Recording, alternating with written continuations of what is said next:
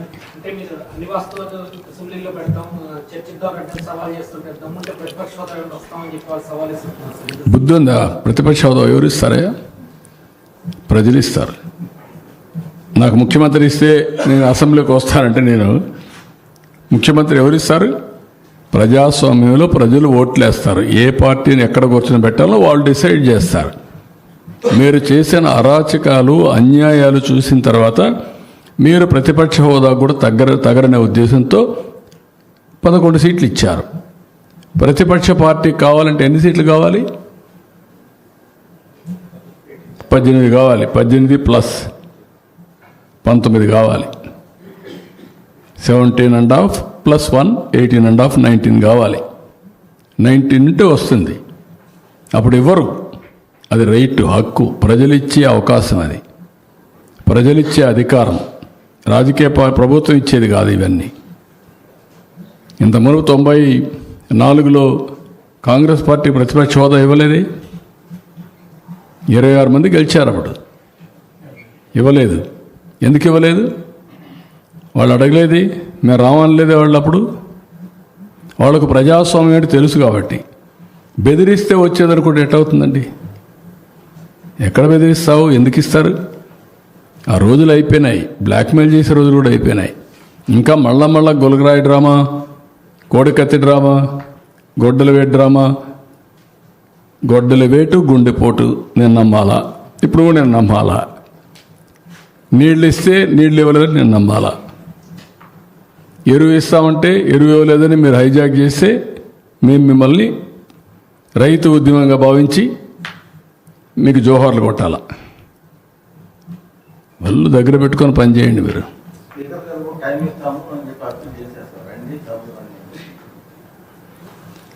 నువ్వు రాయబారం చేయాలి ఇప్పుడు వాళ్ళని కాదు, మీరు రాయబారం చేయాలంటున్నా.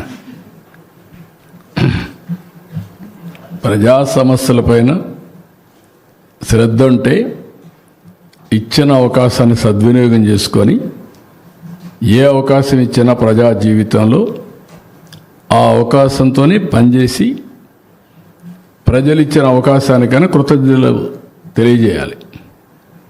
అంతేగాని వాళ్ళ మీద ఖర్చు పెట్టుకొని ఇలాంటి పనులు చేయడం కరెక్ట్ కాదు. బ్యాలెన్స్ చేయాలి. సల్ఫర్ కానీ, జింక్ కానీ, ఫాస్ఫేట్ కానీ ఇలాంటివన్నీ బ్యాలెన్స్ కావాలి. బ్యాలెన్స్ అయితే మనం అనుకున్న క్రాప్ ఈజీగా వస్తుంది. అప్పుడు కెమికల్ ఫెర్టిలైజర్స్ వేయాల్సిన పని లేదు. ఎందుకు కెమికల్ ఫెర్టిలైజర్ వేస్తున్నాం? To stimulate. ఎందుకు మీకు తలకాయ నొప్పి వస్తే ఎందుకు మీరు ఇమీడియట్గా మెడిసిన్ వేసుకుంటారు? తలనొప్పి తగ్గడానికి. తలనొప్పి రాకుండానే ఉంటే ఆ మెడిసిన్ వేసుకోవాల్సిన పనిలే కదా. That is where we are working. అది జరిగితే అప్పుడు ఏమవుతుందంటే మనకు కావాల్సిన క్రాప్ వస్తుంది. రెండోది, మన వాళ్ళు ఏం చేస్తున్నారంటే రైతులు చాలామంది ఏ పెస్టిసైడ్స్ కొట్టాలనో తెలియక ఆ షాప్ ఓనర్ చెప్పిన పెస్టిసైడ్ కొడుతున్నారు. ఒక్కొక్కసారి రొటీన్గా 5, 6, 7 సార్లు కొట్టేస్తున్నారు. ఇప్పుడు మనకు మిరప ఉంది. మిరప మీద హెవీ పెస్టిసైడ్స్ ఇన్వెస్ట్మెంట్ విపరీతంగా అయిపోతూ ఉంది. రెండోది, ఆ పెస్టిసైడ్స్ ఇప్పుడు అన్నీ సర్టిఫికేషన్ ఇవన్నీ వచ్చేసాయి. ఈరోజు మనం గుర్తుపెట్టుకోవాల్సింది ప్రపంచం మొత్తం ట్రేసబిలిటీ సర్టిఫికేషన్ వచ్చింది. సర్టిఫికేషన్ అంటే ఏంటి? మనం తినే ఫుడ్ ఎలాంటి ఫుడ్ టెస్టింగ్ కూడా వచ్చేసే పరిస్థితికి వచ్చింది. అంటే మనం సర్టిఫికేషన్ లేకపోయినా వాడు టెస్ట్ చేసుకుంటే దాంట్లో ఎంత అడల్టరేషన్ ఉంది, ఎంత పెస్టిసైడ్స్ ఉంది, ఎంత ఈ ఫెర్టిలైజర్స్ ఉన్నాయి చూసుకునే అవకాశం ఉంటుంది. They are not eating. ఆ స్టేజ్కి రీచ్ అవుతున్నాం సైన్స్ అంతా కూడా. అందుకే మన రాష్ట్రంలో సర్టిఫికేషన్ అండ్ ట్రేసబిలిటీ పెట్టి నా ప్రోడక్ట్ యొక్క డీటెయిల్స్ ఇవి అని మనం పెట్టే పరిస్థితికి వచ్చాం.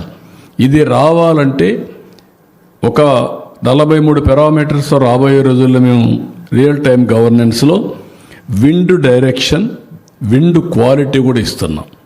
విండ్ క్వాలిటీ ఇస్తే ఇలాంటి విండ్ ఎంత డిస్టెన్స్ ట్రావెల్ అవుతుంది, ఎలాంటి పెస్ట్ వెళ్తుంది, ఏ పంటలకు ఎఫెక్ట్ వస్తుందో ముందుగానే అడ్వైజరీ ఇస్తాం.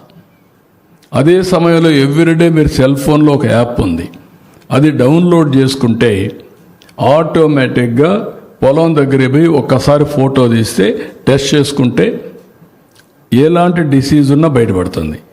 దానిపైన మీరు కానీ డ్రోన్కి కావాలంటే పంపించమంటే మేము సబ్సిడీ ఇస్తాం. ఇచ్చి పెస్టిసైడ్స్ ఎక్కడ కొట్టాలనో అక్కడే కొడతారు, ఎక్కడ తెగులుంటే అక్కడ కొడతారు. ఈరోజు ఏం వాడుతున్నాం, తెగులున్నా లేకపోయినా షెడ్యూల్ ప్రకారం. అప్పుడు నేను చిన్నప్పుడు చూసేవాడిని, అనేక సార్లు గమాక్సిన్ కొట్టేసేవాళ్ళు. పంట పురుగున్నా పురుగు లేకపోయినా, తెగులున్నా తెగులు లేకపోయినా కొడతానే ఉంటారు. దానివల్ల ఏమవుతుందంటే over a period of time మనం తినే తిండి మొత్తం వాతావరణం కూడా కలుషితం అయిపోయే పరిస్థితి వస్తూ ఉంది. ఈ యాంగిల్లో ఇప్పుడు ఇవన్నీ కూడా ఎడ్యుకేట్ చేస్తాం. అగ్రిటెక్ అని పెద్ద ఎత్తున ఉపయోగిస్తున్నాం. డ్రోన్స్ వ్యవసాయంలో, అదే సమయంలో సెటిలైట్స్, అదే సమయంలో ఎప్పటికప్పుడు సెల్ ఫోన్ ద్వారా టెస్ట్ చేసుకోవడం, ఇవన్నీ కూడా వినియోగించి వీలైనంత వరకు ఒక మంచి ఫుడ్ని, అంటే మామూలుగా ఫెర్టిలైజర్స్ తగ్గించి, పెస్టిసైడ్ తగ్గించి ఆర్గానిక్ ఫుడ్ తయారు చేయడానికి ముందుకు పోతున్నాం. అది ఒకటే సస్టైనబిలిటీ. కొంతమంది రైతులకు ఇప్పుడు అర్థం కాకపోవచ్చు, కానీ మనం పండించిన తినేదానికి వినియోగదారులు దొరికిన పరిస్థితి వస్తుంది. అది వచ్చినాక బాధపడడం కంటే ఇప్పటి నుంచే మనం వర్కౌట్ చేయడం బెటర్. ఒకప్పుడు మీరు చూస్తే నెల్లూరు జిల్లాలో ఒకే క్రాప్ ఇచ్చేవాళ్ళు, ఆ క్రాప్కు కూడా నీళ్లు సరిగా వచ్చేటే కాదు. ఈరోజు బెటర్ వాటర్ మేనేజ్మెంట్ వల్ల 2 పంటలు ఇవ్వగలుగుతున్నాం, కానీ 2 పంటలు వరికి పోతున్నారు. ఇప్పుడు రాను రాను వరి తినేవాళ్ళు తగ్గిపోయారు. ఎందుకంటే కార్బోహైడ్రేట్స్ ఎవరు తినడం, నేనైతే రైసే తినడం వల్ల. మీరు చాలామంది తింటున్నారు నాకు తెలియదు, కానీ నేను వెజిటబుల్స్, ప్రోటీను దీనికి అలవాటు పడిపోయాం. దీనివల్ల ఏంటి, ఆరోగ్యం బాగుంటుంది. నేను షుగర్ ఈ రైస్ తిని మళ్ళా నేను గోళీలు వేసుకోవాలా,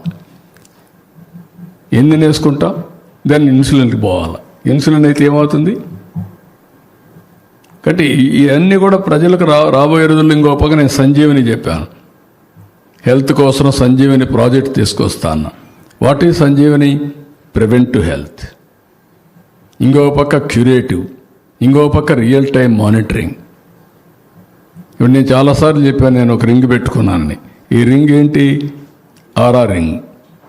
నేను నిద్ర లేచి చూస్తాను, ఈరోజు నా ఎంత స్లీప్, ఎంత నిద్రపోయా, హార్ట్ రేట్ ఎంత ఉంది, రెడీనెస్ ఎట్టుంది బాడీ. రెడీనెస్ బాగా లేకపోతే ఇంకొక హాఫ్ అన్ అవర్ 1 అవర్ ఎక్కువ పడుకుంటా, అదర్వైజ్ ఎనర్జీ లెవెల్స్ ఉండవు. ఇంకో పక్క అల్ట్రా హ్యూమన్ సెన్సార్ పెట్టా, అందులో చూస్తే గ్లూకోజ్ తెలుస్తుంది. ఇప్పుడు తినాలన్నా లేదా, అవసరం లేకపోతే నిలిపేస్తాం. ఒకవేళ అవసరం ఉంటే ఎంత తినాలో అంతే తింటాం. ఆ స్టేజ్కి వచ్చేసాం. మన ఆరోగ్యం మన చేతుల్లో ఉంది, మన పంట మన చేతుల్లో ఉంది. మీరు మంచి పంట పండిస్తే దాని విలువ ఎక్కువ ఉంటుంది. కాదు అని మనం ఇదే పండిస్తే వీళ్ళు ఎవరైతే రెచ్చగొడుతున్నారో వాళ్ళు కొనరు. రెచ్చగొట్టేదే వాళ్ళ బాధ్యత. రెచ్చగొట్టి మనల్ని రోడ్డును పడేస్తారు. కాబట్టి నేను ఇవన్నీ ఆలోచించి ముందుగానే అడ్వైజ్ చేస్తున్న రైతుల్ని ఎడ్యుకేట్ చేస్తా, ప్రజల్లోకి వెళ్తా. తొందరలోనే మళ్ళీ ఒకసారి రైతుల దగ్గరికి వెళ్ళి ఒక మీటింగ్ పెడతాం. కంటిన్యూగా ఈ సీజన్లోనే ప్రజలకు రీచ్లోకి వస్తా. నా బాధ్యత నేను చేస్తా. రైతులు కూడా మీరు గుర్తుపెట్టుకోవాలి. మీరు కూడా ఇవన్నీ ఆలోచించి, మీరు ఇప్పుడు ఉదాహరణకు లాస్ట్ 5 years మీరు చూశారు, రాష్ట్రంలో ఎవ్రీడే ఆత్మహత్య జరిగాయా?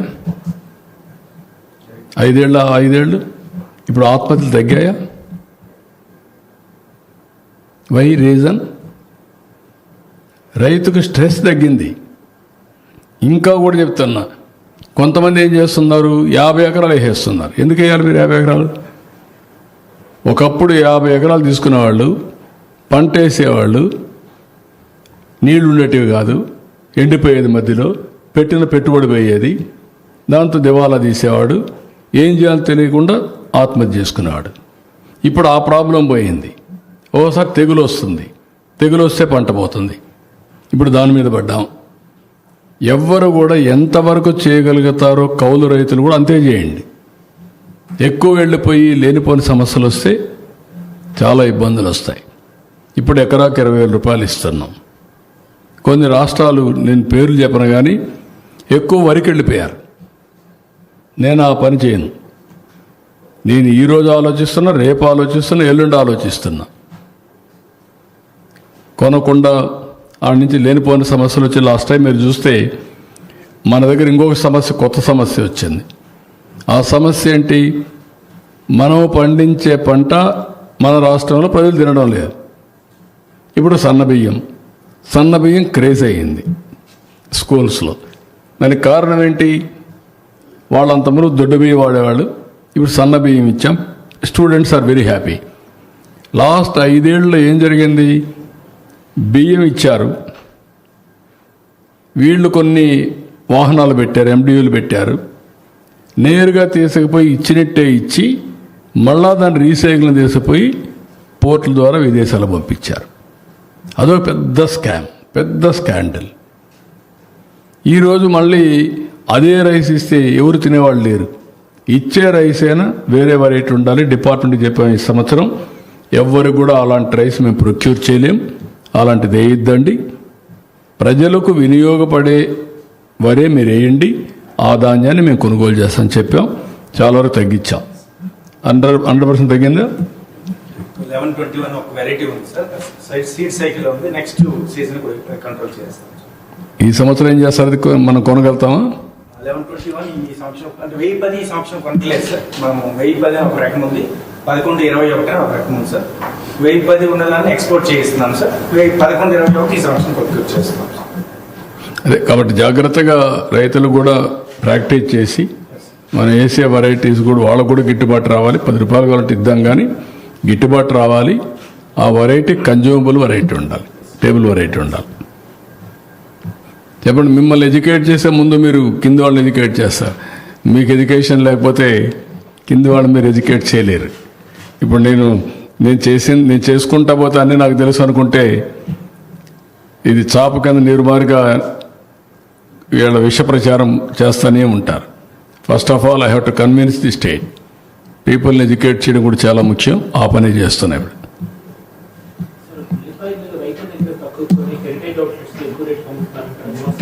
హెరిటేజ్కి అవుట్లెట్స్ ఎట్లా ఉన్నాయి? బుద్ధి ఉండాలా?